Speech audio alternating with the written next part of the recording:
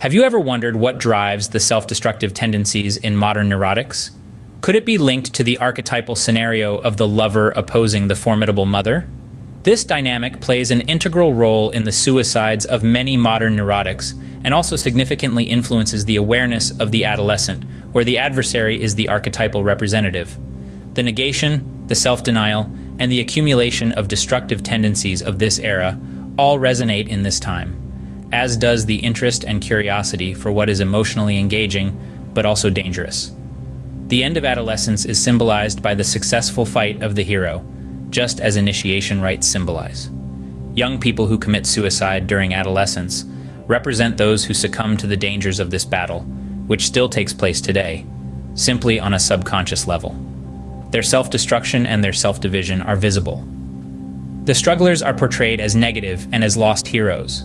The murderer behind the destructive tendency is still silent, although the ego does not know that it is the tool of the formidable mother. As the male antagonist separates from the androgynous Ouroboros and the formidable mother splits into the good mother and her male destructive counterpart, we can already see a separation that consciousness is making and a dissolution of the archetype.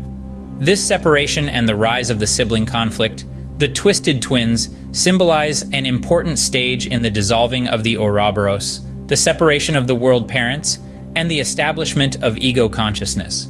This group of symbols is also represented pictorially, found in Israel in an ancient cult site, a naked idol holding two doves in her hand while she sits with her legs open to expose her sex. Beneath her are two male entities with their hands intertwined in a struggle, with a dove at the foot of one of them. Beneath them crawls the crawler, and from the other side advances the lion. The struggle between the snake and the lion, the struggle between life and death, is also preserved in the Mithraic myth, and the meaning is identical.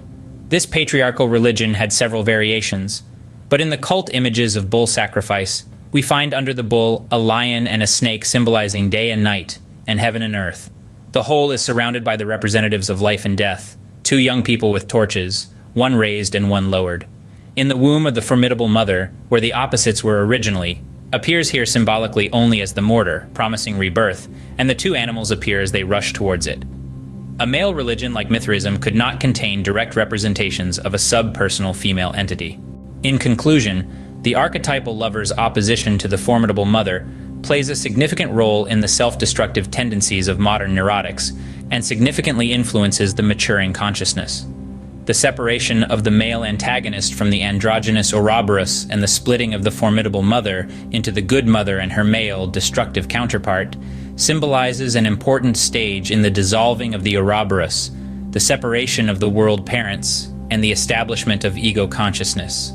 The struggle between the snake and the lion, the struggle between life and death, preserved in the Mithraic myth, is also represented pictorially in ancient cult symbols found in Israel.